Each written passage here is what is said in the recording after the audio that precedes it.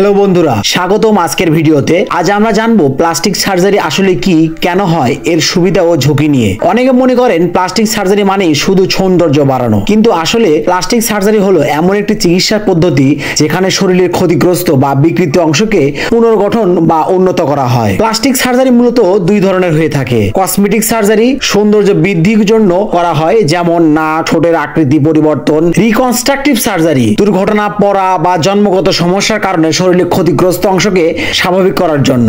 মানুষ plastic surgery করে থাকে আত্মবিশ্বাস বাড়ানোর জন্য, শারীরিক সমস্যার সমাধানের জন্য, বয়সের ছাপ কমানোর জন্য, অথবা দুর্ঘটনার পর স্বাভাবিক রূপ ফিরে পেতে। তবে মনে রাখতে হবে প্লাস্টিক সার্জারি কিছু ঝুঁকিও আছে। ইনফেকশন হওয়ার সম্ভাবনা, প্রত্যাশিত ফল না পাওয়া, ব্যথা বা জটিলতা, অনেক বেশি খরচ। তাই সবসময় অভিজ্ঞ ও রেজিস্টার্ড ডাক্তারের পরামর্শ নেওয়া খুবই জরুরি। তো বন্ধুরা, এভাবেই প্লাস্টিক সার্জারি করো, জীবনকে বদলে দিতে পারো। তবে ঝুঁকির কথাটাও মাথায় রেখো। প্রথম ঝুঁকি হলো ইনফেকশন। যে কোনো অপারেশনের মতো প্লাস্টিক সার্জারিতেও কাটাছেঁড়া হয়। সঠিকভাবে যত্ন না নিলে ক্ষতস্থানে ব্যাকটেরিয়া ঢুকে ইনফেকশন, জ্বর, এমনকি মারাত্মক জটিলতা হতে পারে। অনেকে মনে করেন প্লাস্টিক সার্জারি করলে দাগ থাকবে না, কিন্তু বাস্তবে স্কার বা দাগ থেকে যেতে পারে। তাছাড়া অনেক সময় ক্ষত সঠিকভাবে শুকায় না, ফলে জায়গাটা অস্বাভাবিকভাবে বিকৃত দেখা দিতে পারে। আরেকটি ঝুঁকি হলো নার্ভ ড্যামেজ। কখনো কখনো সার্জারির সময় স্নায়ু ক্ষতিগ্রস্ত হয়, এর ফলে ঝিনঝিন করা, স্থায়ী ব্যথা থেকে যেতে পারে।